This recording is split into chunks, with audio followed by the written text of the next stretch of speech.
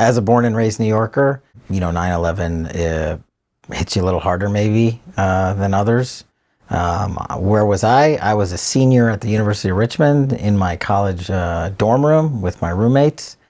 And we had on one of those old televisions with the big boxes, and we got messages in those days on the computer to turn on the TV, and it was 8 o'clock in the morning, and we turned it on, and that's where we saw the coverage of that day. And as a 21, 22-year-old kid about to graduate college, it was surreal, is putting it mildly, and also just completely tragic. But being a New Yorker, then your mind runs to the people you grew up with, family and friends. It was not something that you can prepare for.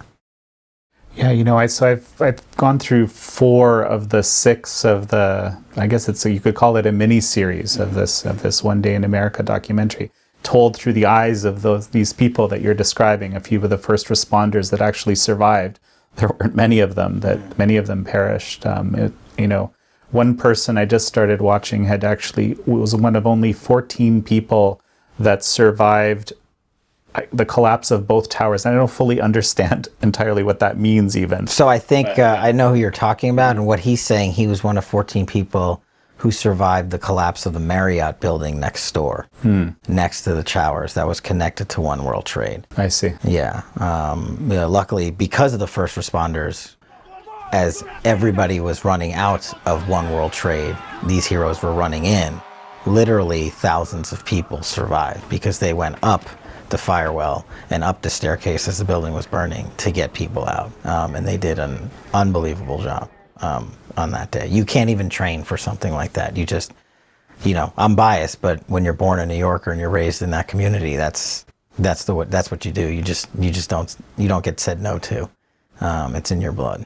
And there was something else that kind of came through in there, and it was interesting. You would expect, of course, there was a ton of panic and so forth, but a number of the people were relating the fact that people were genuinely helping each other. Yeah. Through the process. Like I'm talking about the people civilians up in the towers, and the ones that made it, of course. From just the very next day, there was obviously a need for blood transfusions to treat the thousands of people that were injured, and the hospitals literally were turning away people who were willing to donate blood because they said they had all they needed the next day. To me, that was just a tribute to how America responds, not just our law enforcement and our first responders, but the civilians who responded and just said, how can we help? And that's how they immediately started helping. It was one of those things that you just remember and it never leaves you. Approximately 3,000 people perished and another 6,000 were injured, and I suppose recipients of some of these transfusions. On that day, 2,977 Americans lost their lives in the 3 attacks. And what's probably not tracked as well is since the 20 years since, because of the toxicity of the fumes from the planes hitting the World Trade Center and the Pentagon, thousands of other people have lost their lives due to 9/11 related illnesses. So the death toll probably approaches more about close to 8,000 in the 20 years since. That's a lot. That is the single greatest terrorist attack in U.S. history. So let's kind of dive into the past a little bit here. Essentially everything that kind of led up to 9/11. This is something that we've been discussing. Absolutely, and look, that's why I think this is so important. 9/11 didn't happen on 9/11. 9/11 was in the works and being planned for years. And I would take us back to the first World Trade Center bombing in 1993 by this guy called Ramzi Youssef. And that was a car bomb or a van bomb that exploded underneath one of the World Trade Centers in the parking garage. And thankfully, the buildings did not collapse and there was not a significant loss of life. But that was one of the first terrorist acts in New York City. And then if you go 5 years down the road to 1998, there were the twin embassy bombings of the U.S. embassies in East Africa, in Kenya and Tanzania, where hundreds of people were killed, including U.S. citizens who were serving in those embassies. Both of those attacks were engineered by people who would either affiliate later with Osama bin Laden, who is obviously the 9/11 architect, or folks that he helped train. But back in the 90s, al-Qaeda wasn't the al-Qaeda that we would come to know in 2001. Osama bin Laden and this other guy named Ayman al-Zawahiri, his deputy, were building this terrorist organization originally first by setting up shop in Sudan, and then later Osama bin Laden would move to Afghanistan, where he would link up with the Taliban, and also there they would allow al-Qaeda to become an international terrorist organization, or that was their plan. And 9/11 is sort of the culmination of it, unfortunately. But there was an event that happened that a lot of people don't talk about just before 9/11, and it was a bombing of the USS Cole in the Gulf of Aden in the Middle East. And a number of U.S. Navy sailors lost their lives in that attack, which was also perpetrated by al-Qaeda and at the behest of Osama bin Laden. And so these events were being planned against the United States, both on American soil and overseas against Americans for a number of years. And part of the 9/11 Commission stuff, which we'll get to later, was to figure out why didn't we prevent 9/11?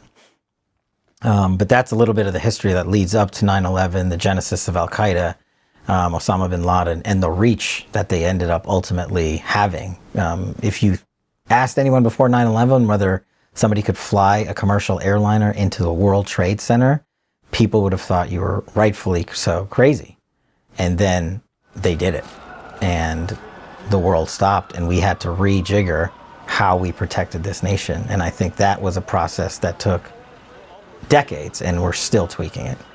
So, as a little bit of, background also in terms of, the findings of the 9/11 Commission, the attacks on U.S. soil were planned well in advance, and it was obviously all done from U.S. soil. Yeah.